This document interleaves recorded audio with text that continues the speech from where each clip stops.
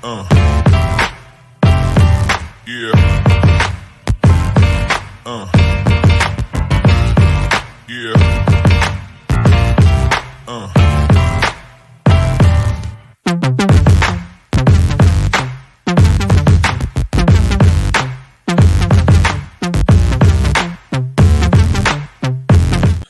Yo, what's going on, everyone? Welcome to this week's episode of River City 93.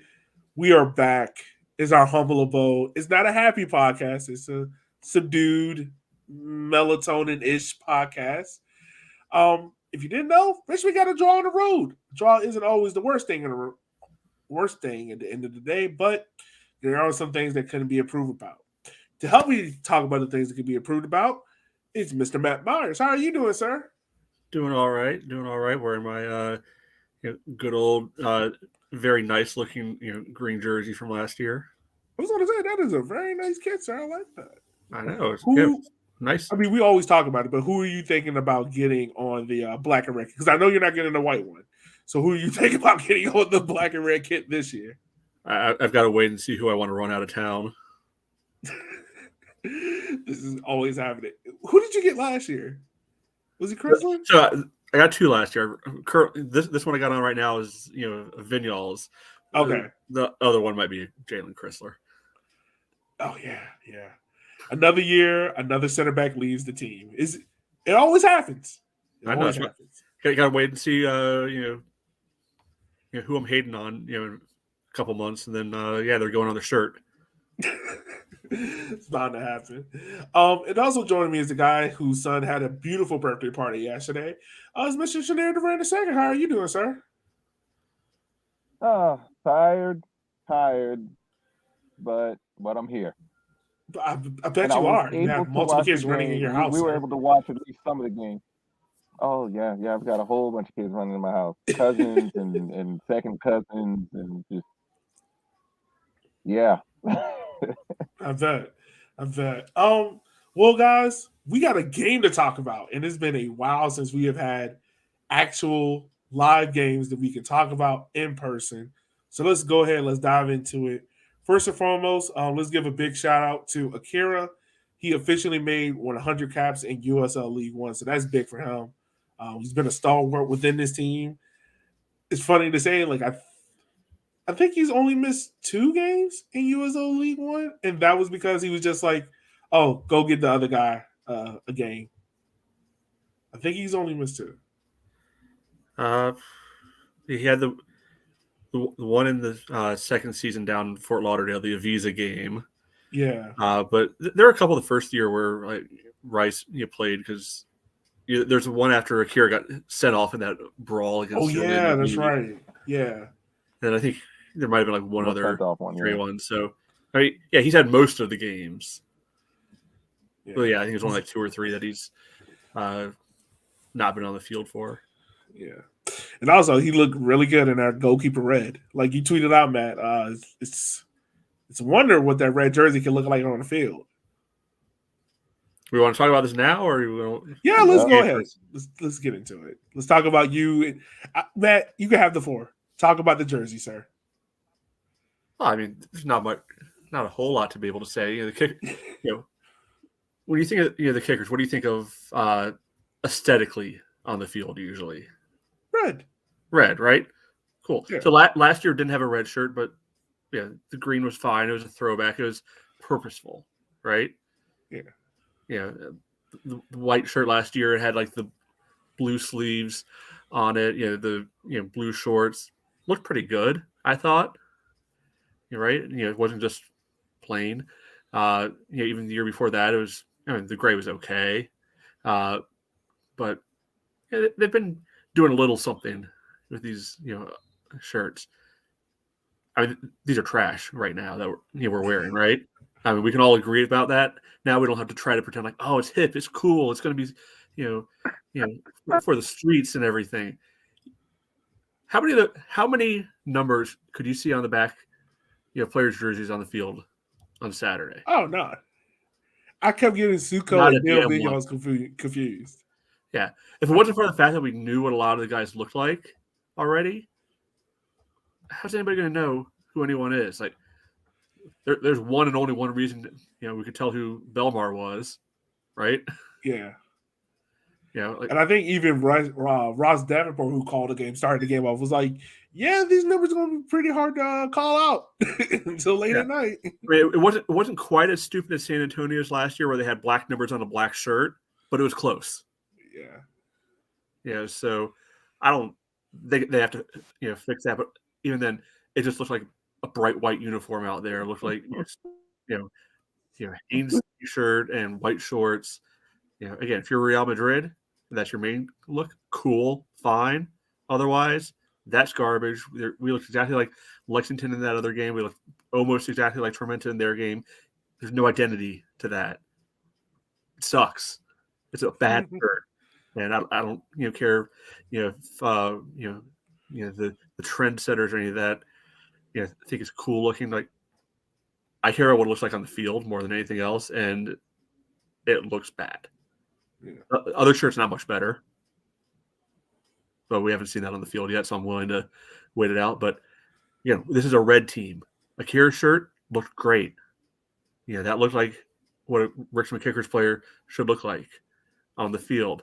The other shirt is a black shirt. This is Darren Sawatsky bullshit coming through, where all he wants to do is wear black all the time, and he's trying to co-op, the identity of this club, and people are letting him because black's cool. No, we're a red team. That's a black shirt with like a couple red splotches on it, Jackson Pollock style. Also, it looks like Tucson hand-me-downs from last year. Why would you want to look like Tucson? They were awful. They're not in the league anymore, and not because they were too good to move up. No, they were absolute trash who had to drop down because they couldn't hang. Why do you want to look like that?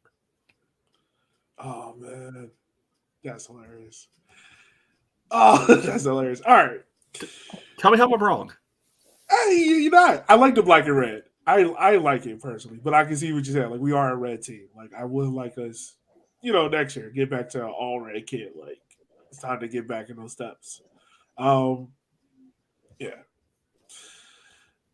I'm trying to figure out how to transition from that. That's probably if you want to do it now or later. Hey, it was time. Look, I got to let you go. Got to let you get it off your chest because you've been wanting to talk about this for a minute. Well, how about this? Plain white shirts, plain white performance. That is very true. It was a plain white performance on the field. It was a 0-0 draw. Let's go ahead. Let's dive into it. Game started off pretty well for the most part until really the 2 yellow cards early in the game really affected a lot. Zaka picked up a yellow card in the 6th minute. Hornsby picked up a yellow card in the 30th minute. To me personally, it seemed like it changed the intensity of the game. What do you guys think? Did those 2 yellow cards really affected things early on for the onset? Oh, I don't think so. Okay. I thought Zaka's early on was really like the first big thing that happened in the game. It was just a Zaka going in crazy hard, challenge. Like, maybe you wouldn't want it to be like the 10th minute of the game that he's picking up his yellow, but I mean, Zaka, it's going to happen. That's just what he brings to the table. And the Hornsby one, I don't think that really changed the momentum or anything. I mean, it was a good yellow to take because they were getting ready to go on a break, and he just wrapped the guy up before they even got to midfield and could even have the illusion of pressure. But I don't think it was until after the halftime that things really started to turn. So I didn't see those plays affecting the flow of the match at all. Yeah, I mean, for me personally, I think the Zaka yellow card. I mean, granted, like you said, that's who Zaka is. When Zaka took it, me and Shaneer both looked at it. It was like, white being red. Yeah, he came in heavy. He did. But for me personally, I think that yellow card kind of took away some of the zest from Zaka. Like, you can see it. Like, he wasn't trying to go in heavy as in tackles. Like, he would kind of let it go a little because he knew, especially with this referee who will call a yellow early, like, she's not afraid to call it. Like, it just seemed as if, like, he was like, all right, I'm not going to throw myself around as he normally would to break up plays. So that's more of where that question came from. Shaneer, any thoughts on it? I did see a change in Zaka after his yellow card. I don't know if Hornsby really changed his colors much after he got his, but I mean, he had a very solid performance. Zaka, he was willing to take that yellow card, and I think that tackle was a statement. I really feel that because he did not need to go in like that, but I think he did that intentionally. A little bit of mind games, a little bit of "I'm here, what you gonna do about it" type situation. So, but I do think after that he was like, "All right, I'm gonna take it easy now because I know that this ref, she's known for being very card happy." I mean, I think probably everyone probably had it on their bingo card. Zaka yellow card was coming at some point.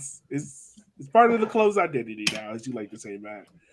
So Matt, you already alluded to it, so we can go ahead and talk about this as well. Like Richmond was controlling the game in the first part. They were creating chances. I think there was a danger. Like there was one part, I think it might have been around the 20th ish minute, somewhere around there, where Neil was dribbling past defenders and took a nice shot on goal that got saved.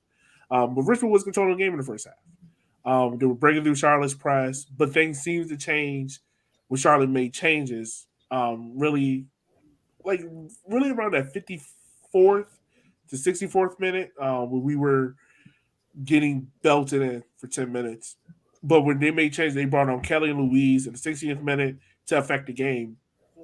Why do you guys think so much of the momentum switch in that part in the game for the Kickers?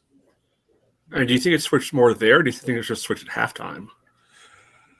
I think it's more. I think those two subs really changed things a lot. To me personally, I think the momentum switch happened really around that 60th to 70th minute part because Charlotte brings on Kelly and Louise. We take off Belmar and Bentley, who to me were doing a really, really good job. And that's why I tweeted out the question, like, are we going to a 4-4-2? Because you bring on Gordon, but then you bring on Zhao, but you said you place Zuko on top. It just, I don't know. It kind of felt like Richmond I wouldn't say Richmond got stuck into their own half a little bit more and wasn't able to fully get out. You know, they had moments where they were able to play through the press, but, a pass wouldn't come off, so they got stuck and they had to recycle it. And, it was just that same thing of getting stuck in your own half over and over again. We weren't able to relieve the pressure because Charlotte had, 8 corner kicks to our 1 and 4 alone in that first half. And 3 of them came within that 10-minute spell that we got stuck in our own half. So, yeah, I mean, for me, I just felt like most of it changed around halftime because I'm thinking back the whole second half. I think like 3 even like halfway dangerous situations we had the entire half. There's the one, relatively early on where we went up down the left and like Hornsby and Belmar were connecting well. I mean, ended up with the Hornsby crossing the ball right into the side netting. There's one where Emmy, you can't even call it a breakaway because A, Emmy doesn't have wheels, and B, it was like a 1-on-1.5 to begin with before it became like a 1-on-4. And then there was one where Gordon and Emmy were kind of in like a 2-on-4 situation where Gordon still almost threaded the pass through. But other than that, I can't remember much when we were even in their half of the field. Yeah, the whole second half. So I hear what you're saying, but I mean, I also didn't think that OMG USL Championship all-time leading scorer Dane Kelly. Did you know he's all-time leading scorer in the championship? By the way, Dane Kelly. Oh yeah. I don't know whether he's all-time leading scorer in the championship, and that he was just signed and he's the all-time leading scorer in the championship. I'm not sure it came up at all in the broadcast that he's the all-time leading scorer in the championship. Did you see the promotion flyer where they put Emmy was like all-time leading USL championship scorer versus all-time USL League One scorer? Like we're like, all right, guys, we get it. Okay. Did he do that much? Did he really do that much more than Bennett or Booyu did? No, I mean probably not more or less. It just felt like that was the moment. It just felt like the momentum switched a little bit more because like you brought up the point of like. And when I went back and rewatched the game, it just felt like when Suko got pushed up to that, I guess you want to say left winger spot, it kind of felt like he got taken out of the game because outside of that, like in the midfield, he did fine. Like he was playing really well. It just felt like at that moment, it just felt like he got taken out of the game more or less, and Richmond just had a really hard time of breaking out of the pressure, and we just got sucked in. And where they were creating, I mean, Charlotte was creating a little half chances here. I think the only true dangerous chance they had is the Corey Bennett shot that happened in the 57th minute, where Ross was yelling at the top of his lungs because he anticipated a goal, but Akira, being the great goalkeeper that he is, saved it easily. Yeah, nice kick save. All right.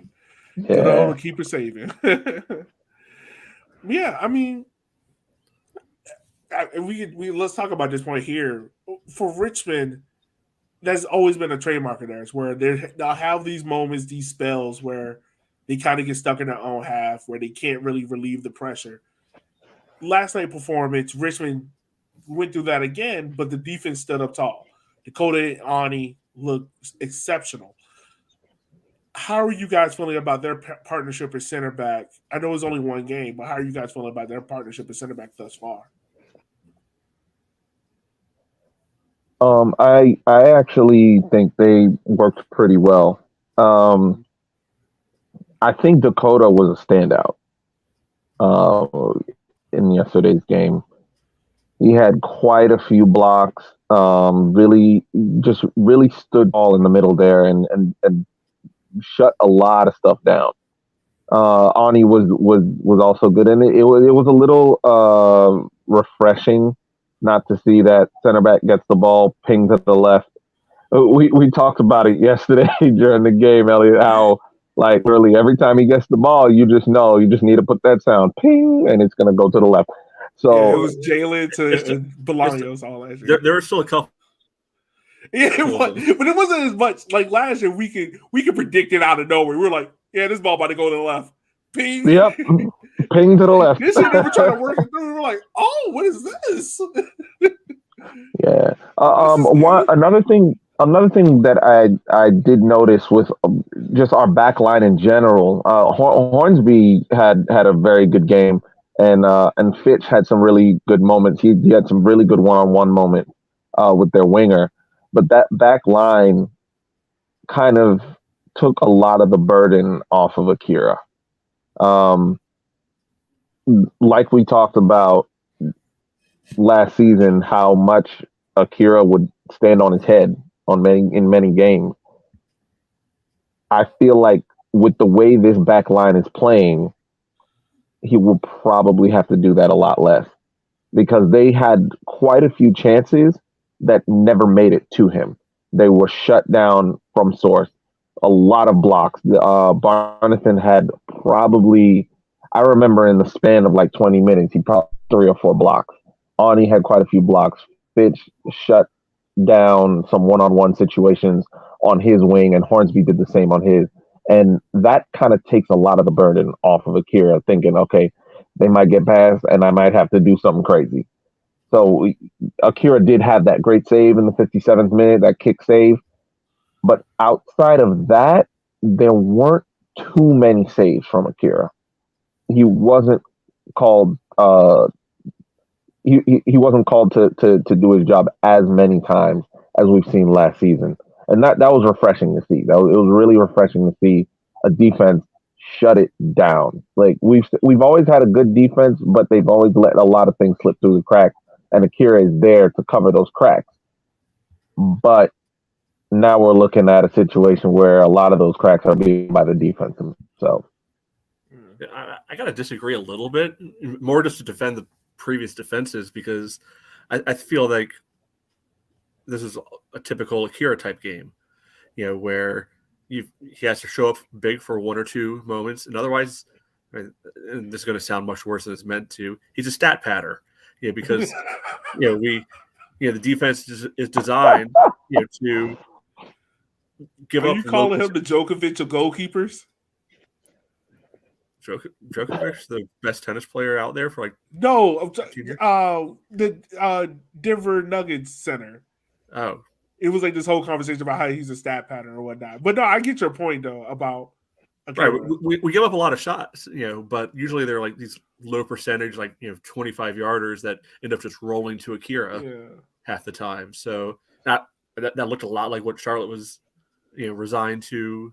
If they tried to work for a better shot, Dakota, Ani, Zaka, Hornsby, Simon, whomever, were there to not let them through. So it's like, hey, if you want to, if you can hit one from 25, 30, good on you. But you try to get anything better, you're probably not getting it. Like I'll be honest, like I think the best Akira saves are not the best, but like the typical Akira save is the one where you're right. It's like that slow roller. He catches it in his body. He just slowly falls over to the ground. Waits like 2-3 seconds, gets up, and then rolls out like that. That's what it feels like most of the time. Like the Akira save is.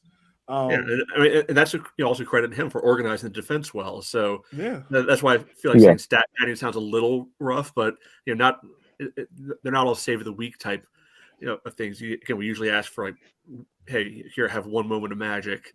Whereas other teams might be asking their keeper to pull something out of a hat 3 or 4 times a game. Just look at Lexington's goalkeeper last night. I mean, oh my goodness, had to keep that team in the game. So real quick, I was on what was it? SofaScore, and they had a graphic about showing the average position of both teams. So Charlotte's average position was very vertical, like. Let me see. I got it here.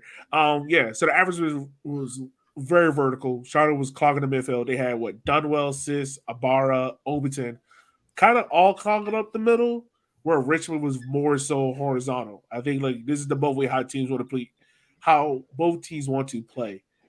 Richmond wants to spread you wide, wants a little bit more possession, where Charlotte wants to play very route one up and down.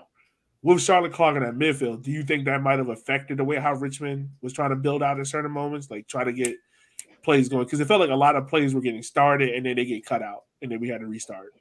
Do you feel that way, or? Yeah, I mean, I hadn't thought about it in those terms.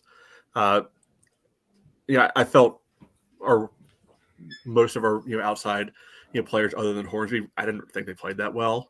I know you said that you thought Bentley was doing well. I thought he was invisible, other than defensive contributions for the most part. Like Simon was okay, like defensively, but he gave us nothing going forward. And for this system to be able to work, you have to get something out of fullbacks. Like Hornsby gave us some stuff, pushing forward, and Belmar showed some flashes, but I mean he's not a Bolaños player. He's much more of a inside. Type of guy than a winger type of guy. And that's not a bad thing, but I think it's going to take a little recalibration time to figure out how that works. But I can see like Belmar and Hornsby working well together along that left flank. Yeah. Well, I mean, I think that's what you give and take with Simon. Like we knew Simon last year's profile was as good as he is defensively, you lose that offensively with him. Like the moments where you come in for pain, like we knew. All right, he's coming in to really just shut stuff down. I agree with you, man. I think that's probably the one part of the game he does have to improve on is his offensive contributions. Hornsby, I mean, for a debut, he had a really solid game. He looked to pair well with Belmar on that left-hand side. I am wondering this. Was it, and I'm wondering if I'm just making this up in my head, but did it seem like to y'all like Belmar was kind of playing like a front two at times with Chizagi? Like he would cut in a lot of times centrally. Did it seem like that, or? Yeah, no, I did feel that was the case. It's like you said, Matt. Belmar is more of a tuck inside, like quote unquote inverted winger of sorts than Bolaños was. Bolaños was a true winger. He would take that. He worked in the channel. Belmar wants to come inside. So that kind of, to me, makes things a bit lopsided. And I mean, hopefully with a little bit more time with the boys, Hornsby can kind of work with that and get a little further up and to be able to cover that wing position when Belmar does tuck in. Yeah, I mean, I think part of the issue there is that that's also what Bentley wants to do on the other side. Yeah. So really don't but have. Fitch isn't going to overlap. Oh, right. So Neither one of the forwards really wants to be wide, so everybody's kind of congregating a little bit, but then there's nobody on either side really out there at all. Yeah, and that's hard to do when you have. I mean, as great as Tazaki isn't like he's not darting, like sprinting around and whatnot and pulling people out. Like he really is like a target man. So let's talk about. We had a couple of debuts last night. We had debuts: Sukau, Belmar, Zhao. Am I missing anyone else? Oh, Hornsby. So we have 4 debuts. Let's talk about each player, how we think they did in their debut. Start off with Belmar. Started off at the left wing. How do we think he did overall in his first move? He's got 70 minutes in there. I thought it was fine. Mm-hmm. First half he had a couple of good contributions. Some good connecting play. I think he was the one that sent one really dangerous cross in there. Oh, hit the top of the crossbar? Yeah, I couldn't remember if that was him or not. Yeah, it was him. But he was getting those looks and those opportunities. So I like that. I mean, the first half overall was obviously much better than the second half. I don't think that's groundbreaking analysis, by any means. But even in the second half, there was that one of the very few times we looked halfway dangerous, where I think Hornsby was playing the ball into the box, and I thought that ball was gone. It was going to be picked up by a Charlotte player, and somehow Carlton got himself in there in front of the defender. So I think he's got some of that burst. I mean, I don't think he's going to get raw speedster Bolaños style, but I think there's something there that we can be able to work with and build upon. Yeah. I will say this: he does really good in tight spaces. Like there was a couple of times he had the ball to that byline or corner flag, and Chenier can tell you, I was like, "Oh, he about to lose this ball," and then he'll just pop out of it and kind of weave his way through. So that's kind of impressive to see out of him. Let's talk about Justice Sukau. Played roughly all 90 minutes. I will say 70-ish in the midfield, another 20 out on the wing. Had 4 tackles overall in his debut for the Richmond Kickers. How do we think he did, Chenier? I think he did okay when he was in the midfield.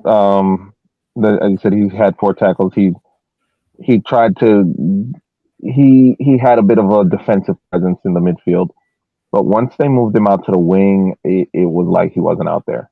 I don't think that position suits him. I don't think he really can affect the game out wide as much as he can in the midfield. So I didn't think he affected the game in the midfield either. Like, how many times did you really, see or hear his name called? Most of that game. Well, we didn't have the audio on, so it was hard. But no, I get your point though. Right. Yeah. Well, I think a lot of what Suko provided was just connecting passes, not line breaking passes, not pushing forward passes. I think he is the type of player that'll float around in that midfield to put out fires. Basically, if we're trying to go down one channel and we hit a roadblock, he's going to float into that area to be that outlet for you to be able to spread the ball to the other side. And I don't think he's the type of player that's going to receive that ball and hit a line breaking pass that's going to kickstart an attack. And so I think he's and it could just be because he's still just getting used to, that he's still bedding in, because and I'm glad at the fact that he's just doing that basic utility role until he's fully bedded in and the chemistry really starts to build with the other midfield players. But out on the wing, please don't do that again.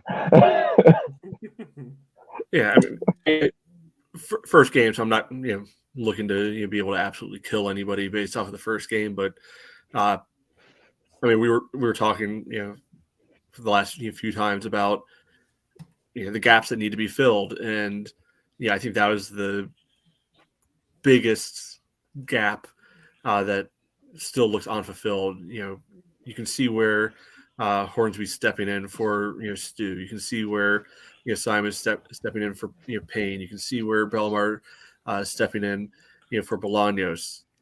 And part of this is I think why the second half went so poorly for the most part, because the midfield is just getting overrun, and I mean there's only 3 in the midfield.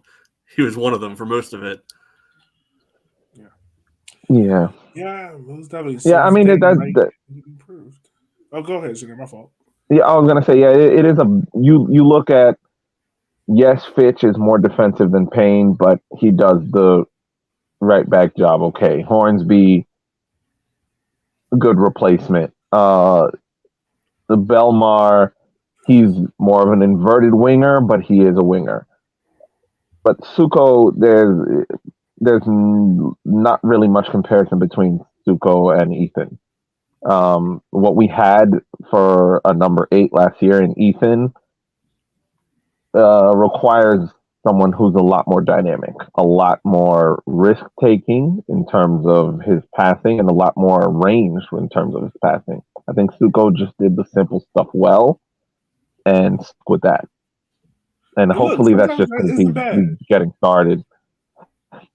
I understand it is good to do the simple stuff well, but I want a player who I only see that when things are going bad, things aren't working out.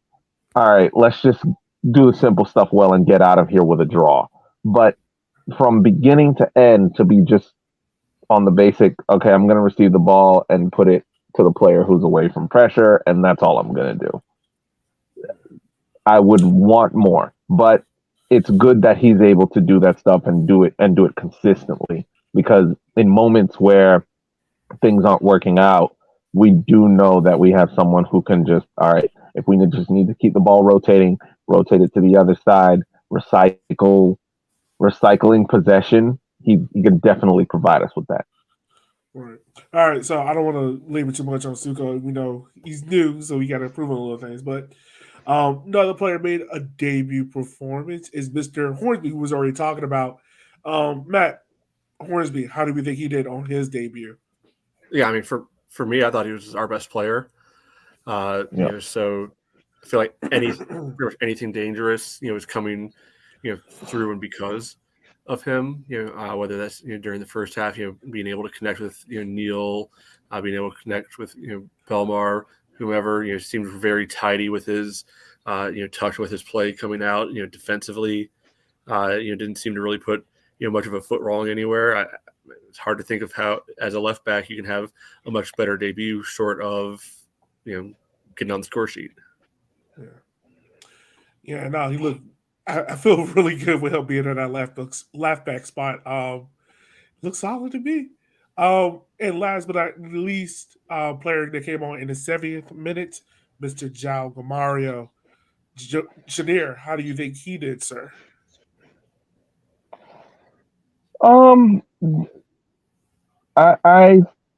I've got a bit of mixed feelings with him. I feel that we need to see more. Can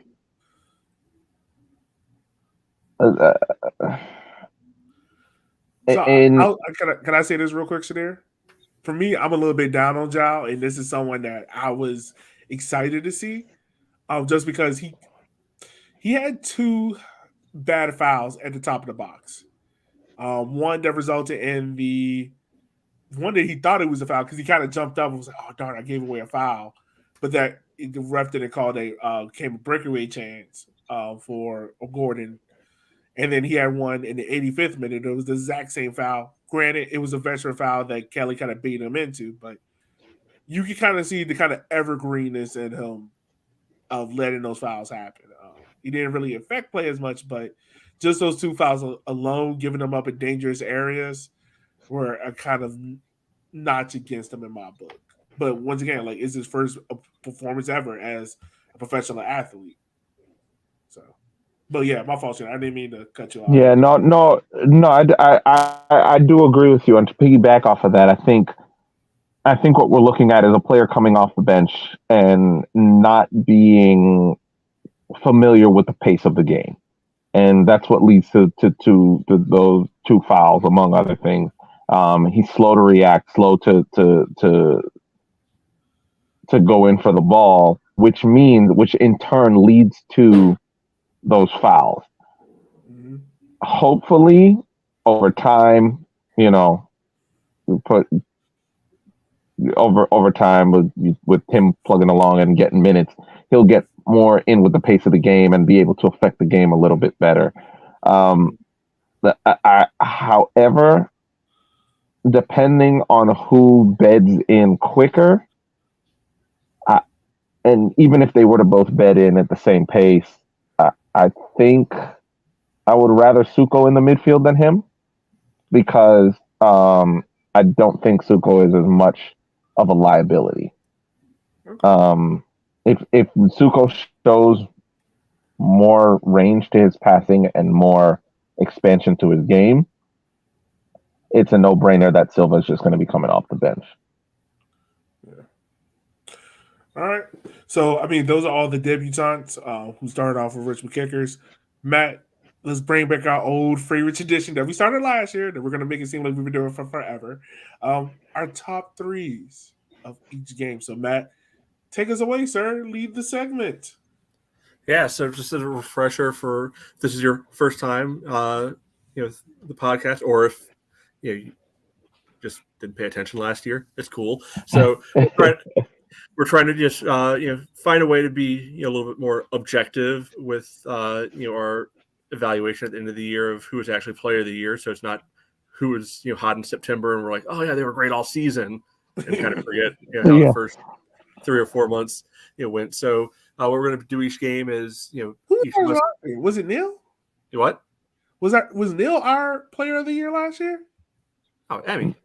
It was Emmy. Okay, yeah. Emmy, mostly because Bolaños missed like a third of the year. That's what it was.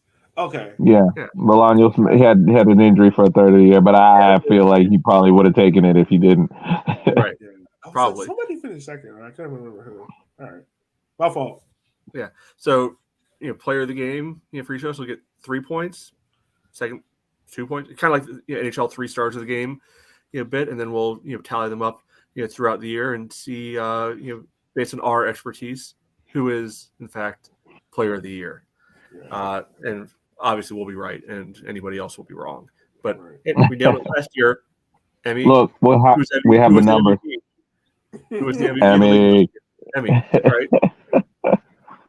We called it. We do know what we're doing here. Yeah, so if you all need a second to think about it, I can go first because I was already ready with this. Yeah, go ahead. So I already kind of made mention of this, the last segment we were talking about, some of the debuting players. But I gave my 3 points to Michael Hornsby. I thought, he was far and away the best player on the field, for us on Saturday. Just being active from the left back position, not only defensively, but really getting involved, building the ball out, connecting with the midfielders and, getting involved in the attack with some nice crosses. So I gave him my 3. Gave Dakota 2, Ani 1. Probably could have been reversed just as easily, but those two guys really deserved it. Shanir was mentioning, they kind of locked everything up for the most part, didn't let much through, especially as USL Championship all-time leading scorer Dane Kelly kept on trying to dance through the defense. One or both of them kept being there to. Ani looked so good shutting him down, because there was a moment Kelly had the ball like late in the game and he was trying his best to turn Ani. Ani was just like, nope, you're not getting this dude.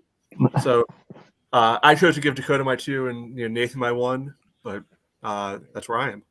All right. Sinead, you want to go next, my guy? Yeah, I don't think I'll be breaking too much new ground here. My 3 points go to Hornsby. He was the best player on the field for the Kickers, in my opinion. And I think the best player on the field overall in the match. 2 points, I'm going to go with Dakota. Both Dakota and Ani both had a lot of great blocks and a lot of great defensive moments. But I'm going to give Dakota the 2 points because a lot of his blocks were a little more Hollywood. They were a little more highlight reel. He had that one where I just thought, I think, was it Kelly? I think it was Kelly. No, it was Overton. Coming down, he was coming straight down the middle, kind of veered a little to the left, and it looked like he was going to be able to get a shot off, and Dakota just came out of nowhere and smothered the shot. And he had quite a few moments like that where he completely shut things down. So he's going to get those 2 points. I'm going to give my 1 point to like Matt said, I'm going to give my 1 point to Ani. He was consistent, solid, reliable. Didn't really put a foot wrong in this game defensively. And when he did receive the ball, there were a lot more connecting passes to one of the midfield three or one of the outside backs if needed. So rather than trying to hit and hope to either Bentley or Belmar. All right. So for me, my 3 points. Man,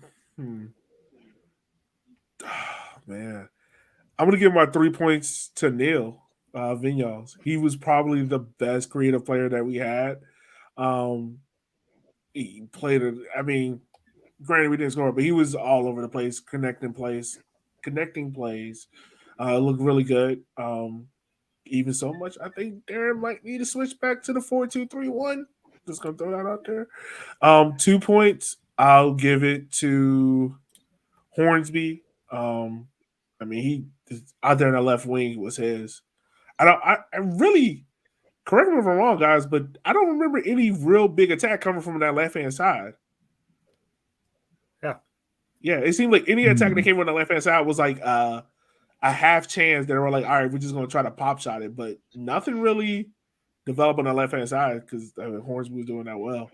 And my 1 point, I'm gonna give it to Akira. You know, you never go wrong with a clean sheet, but I think the save he had in the 57th minute was fantastic and just old school Akira. I think any other goalkeeper in that situation boggles it and it goes in the back of that, but you know, that's how comfortable you are with Akira back there that Matt calls it stat padding. Well, one reason I didn't go Akira is just because that one big save for me just offset that first half incident that was almost bad. Yeah, no, I feel you. So guys, let's I go do ahead. feel Akira's. I was just going to say, I do feel Akira's his distribution has just been consistent over the time he's been at the Kickers.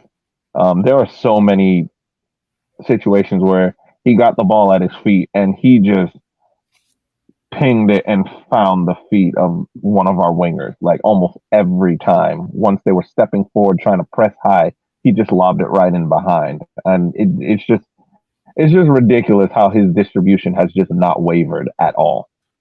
Yeah, that's a strong part of his game. Really strong part. Guys, let's go ahead. Let's transition into our preview of Greenville Triumph, our arch nemesis down there in the Carolinas. So last year's series kind of went like this. Greenville won the season series last year with 2 wins. We had 1 draw last year. This is Greenville's first game. They had this weekend off. They do have a new stadium, so they're no longer at, what was it, Legacy College last year? Yeah, was like Legacy early or something. Early Yeah. Legacy. Yeah. So now they're playing at Furman University. Furman, who just knocked off. Who did they knock off at the tournament? UVA. Oh, that's right. It was UVA. Yeah. Oh, that was glorious. Sorry to all the UVA people listening to the podcast. Sorry. Yeah, that's what I was about to say. Look, I'm sorry. Like, I'm from Virginia, but you cannot pay me money to root for VCU, U of R, UVA, or ODU. I might root for Tech just because the early 2000s, they were the black school and they were recruiting out of the 7.5 and 804 like crazy. I might vote. I might root for ODU because Yambi. Nah. Nah. Man, look, Yambi always got a place in my kicker's heart. So Yeah, he does. He does. So yeah, like Matt said, get ready for football lines there at Furman's Stadium there. But Greenville's key players, like we know, it's Lee freaking in the back, Walker Bruce, Devin Bruce, who was at Union Hall, came back after a failed attempt in Memphis, in the midfield, and Lopovitz up top. Guys, real quick, for Greenville, we know how this team is. They like to play this low block, like to hit you on the counter. It's this super veteran team that you have there, guys that's been in this league since year one. How is Richmond, what we talked about with how the offense was a little bit stagnated, how are they going to get through Greenville in week one? I mean, not week one, but during this week game. Yeah, I feel like most of these games usually. You go, no, you can go ahead, Matt. Go ahead, Matt. I was going to say, I feel like most of the games against Greenville usually come down to a battle of who can force the other team to have the ball more, because both teams tend to like to play, more on the counter. Tend to like to be more of a quick hitting offense and play. I think if you looked at the stats from last year, I think both were it might have been the bottom two in the league in possession. Yeah, so it's really kind of a style clash almost, in that way, because it's not like either team is excited to be ball dominant. So you have to try to impose that your will on the other a little bit more. But I think where we found the goals in the past is being able to play quick, through the wings, maybe be able to find Emmy. But I think the other piece is this is built a little bit off of the Charlotte game. Sometimes guys just need to start being a little more selfish, too. Look for your own sometimes, because other than Neil looking for that shot, like there are a few other times where I feel like guys probably could have taken it. Would it have been the highest percentage chance? No, but it would have been letting the opponent know that, hey, we're willing to rip it. We're willing to take this look, and that might help to create a little bit more space later on. So do you feel like there was a little bit of too much trying to look for the perfect pass, look for the perfect moment in this first game? Do you feel like that? I mean, a little bit. Like, I mean, it's not like we were just dancing around all the time, but even in the first half, like other than that Neil shot, like how many other actual shots do you remember for all that amount of time we were up there, or even late in the game? I remember. I think we only had about 3 or 4 in the whole game. Yeah, I remember who it bounced out to, but there was one run during stoppage time where the ball actually was up around the box, and there didn't seem any urgency to actually look towards goal. It was let me reset this instead. Yeah, true. Chenier, for you, my man, Greenville, they have a brand new goalkeeper in. But this backline stays kind of how it is. How do you think Richmond is going to attack are looking to exploit this new goalkeeper? And do you also think that Richmond's midfield can create a little bit more opportunities going forward? I think, as Matt said, there's a very close comparison in the style, in the counter-attacking style that both Kickers and Greenville play. The low block, trying to catch them on the counter type situation, which makes me sit there and think is, okay, well, how do you change that dynamic? How do you capitalize on that? And I feel that the only way the Kickers can, and I haven't seen too much evidence of it, is a counter press. And I don't know if there's any teams in League One that can execute a counter press well. It's a risky maneuver to, once the other team receives the ball and they're going for that counter attack, for you to swarm and win the ball back while they are all running forward. Mm-hmm. When it's high risk, high reward situation. Once you do that, everyone's caught out of position because everyone was bombing forward for the counter attack. now they have to turn around and run back towards their own goal. I think, in my opinion, that would be the only way to break through Greenville. You gotta catch them out of position. And one thing that I do feel, based off of what I saw yesterday, I do think Darren is working on the Kickers being a team that can break a defense down a little better. I could see different ideas being used in that against Charlotte. I don't know if that will translate well against Greenville, though, because they are a defense that are waiting for you to attack them, waiting for you to push yourself so far forward that once they win the ball, they can get it in behind. So it's a risky one, in my opinion.